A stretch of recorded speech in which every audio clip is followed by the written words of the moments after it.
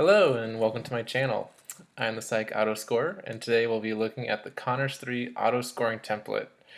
The Conners-3 is a psychological assessment that is often used to assess children and adolescents ages 6 to 8 for ADHD.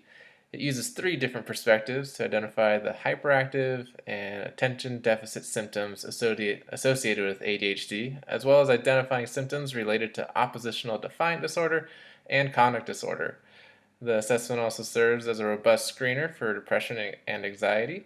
To get 3 perspectives of the client symptoms, the report uses a bubble-in form consisting of roughly 100 questions for the client to fill out themselves, another form for the client's parent to fill out, and a third form for the client's teacher to fill out.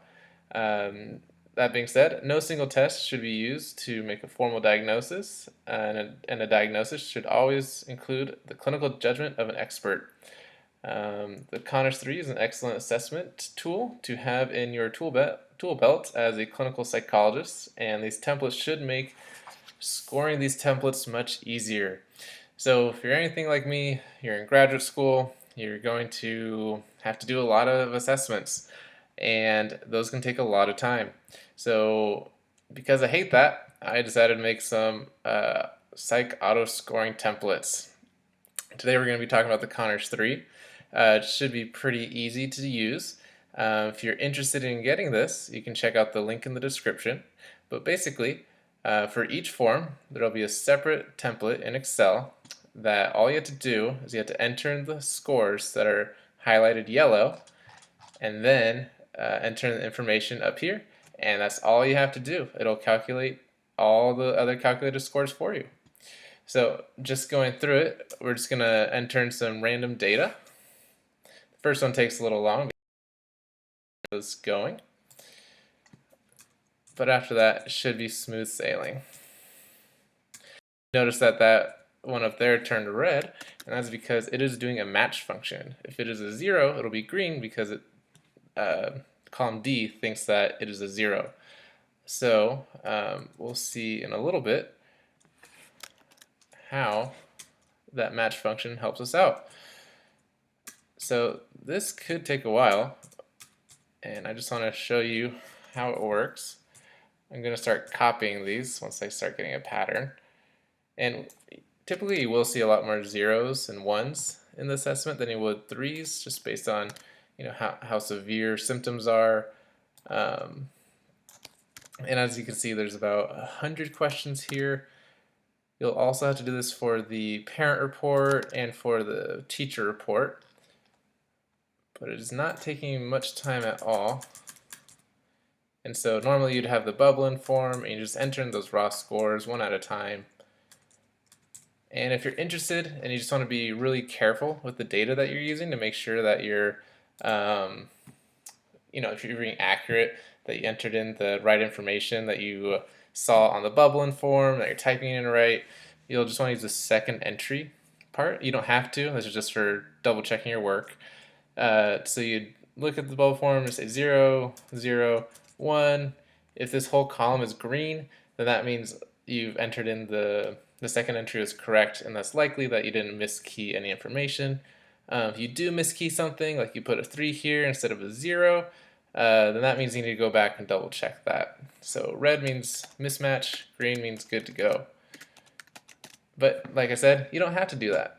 That's just to double check your work. So up here you'll put, up here, column F, you'll put the sex of the patient, whether that's male or female, and then it'll change color based on that. And then you want to put in the date of the patient. Patient should be anywhere between 6 and 18 years old. So I'll just take a random date and I'll type correctly. And then we'll do today's date, which is 9. That'll automatically calculate the age for you. So we're working with a 12-year-old male patient with this set of scores in column C. And we can look at, and it'll calculate the raw scores per scale. Each one of these in row 1, Each one of these pairs of letters signifies a different scale. So like this is an inattention scale, this is a hyperactivity scale, and so on. These two down here are about just consistency, whether or not this is valid data that we're getting. Then you'll go to the scales tab where everything's been calculated for you. It'll show, it'll bring up the scales, and it'll give you the t-score of the scales. It'll give you the recommendation as well. The recommendations, whether or not, is this something that's clinically significant? Are they really outside the average on inattention, or are they more in the normal range? Same with learning problems, aggression, family relations, and so on. And then, so over here, we can look at the positive impression scale and the negative impression scale, and this is letting us know if, is this person lying about themselves? Are they trying to present themselves as too positive, not endorsing enough negative traits, and saying that they're that they're better than they actually are. And then we also have the negative impression scale, and this is trying to show if the patient is trying to look worse than they actually are, and they're endorsing things that no one really endorses, or a very small percentage of people would endorse. And so, this goes on. This section right here, this is all in the workbooks as well with the bubble forms. This is just putting it all out onto an Excel spreadsheet so you can quickly get to the data. And then after this, I'll show you what this looks like when you don't enter any data, just to show you that this is a calculation that is being done. It's not just something I had preloaded. And then let's see. So yeah, this will be telling you the symptoms for the inattentive side of ADHD. This will show you the symptoms for the hyperactive side of ADHD, and which ones were, which one of these symptoms were triggered, or they positively endorsed. If it's a 0, it wasn't endorsed. If it's a 0.5, it's a maybe it's endorsed. And then if it's a 1, it means it is indicated that this patient is suffering from this symptom. And then I'll add those up and let you know, do they really meet criteria for that hyperactive or inattentive ADHD type? And then this will actually talk about whether or not it's the combined presentation. This section down here, this talks about the 2 other disorders that this assessment is good for, and that's looking at conduct disorder and oppositional defiant disorder. The sample patient that we have today did not meet criteria for either of those. And let's see, and this is another another chart down here letting us know, using just statistical calculations based on previous populations, what are the chances that this patient actually has ADHD? This practice patient has a 52% chance because they endorsed a score of 3 over all the ADHD scales. And like I said, this is something that needs to be taken with a lot of clinical training. So if you're already on this YouTube page, I imagine that you already have received that training, that you know what the Conners-3 really is, and that this is just more of a tool to quickly get those calculations done for you. This is a section for integrated report writing. I don't imagine a lot of people will use it, but sometimes integrated reports are separated into different categories and domains of personality. So this just looks at several things that the patient endorsed that kind of stuck out that maybe you'd want to include in your report. And then some of the positive things that they might also have reported that you could include, because we don't want to make those reports that are 100% negative. This last section, this just lets you, it has the same tables basically, but it gives you a printout version of it. So if you want to print out this report to include in your appendix, this is a great way to do it. I have tried this on, I've sent this to some of my friends that have PCs instead of Macs. So this is working on my MacBook Pro. But for the people with PCs, it does happen to shift the cells over a little bit. So if that does happen to you, all you'll have to do is grab column, like column N, and then shorten it maybe, or just extend it a little bit, just to get them all on the correct pages together. You'll know if they're on the correct pages because they'll have just a single green bar on top. Now, just to show you that these calculations are actually done. I will delete these calculations over here and I'll clear those off. So there's no more data in here. And we go back to this side over here, and all the data has been removed. And that's because it really is looking at the calculations and comparing the raw scores to the t-scores, and then calculating the recommendation based off those t-scores. So lastly, I just want to show you the comparison page that I have here. Just putting those scores back so I can have this information right here.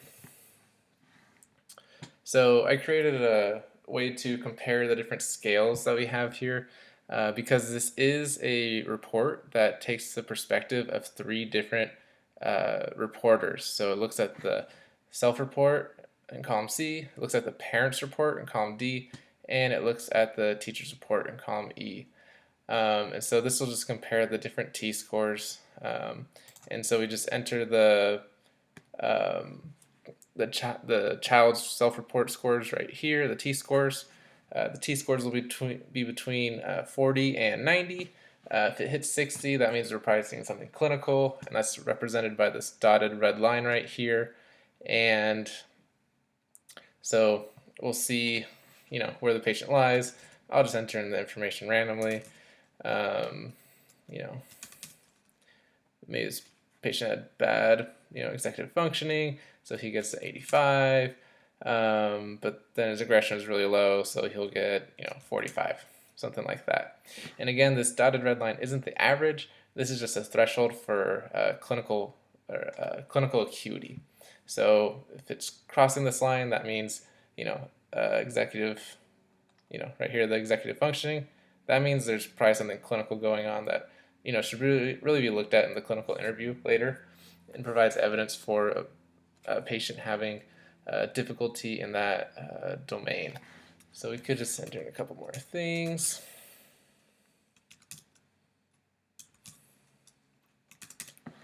And so this quickly lets us see, what's troublesome for this patient. That could be learning problems, executive functioning, and family relations, as well as, in this case, the oppositional defiant disorder. And then this will also bring up the other scores, the other t-scores of the parents and the teachers in a different colored line. So it'll be different always, because self-reporting and getting someone else's perspective really does show a discrepancy there. So let me just do a couple more.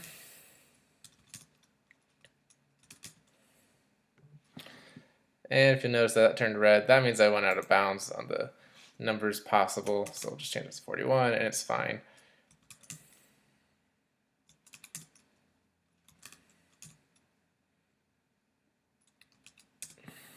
All right. So that is all I have for you today. If you have any questions about this report, go ahead and leave a comment. And if you're interested in buying this, go ahead and check out the description and follow the link below.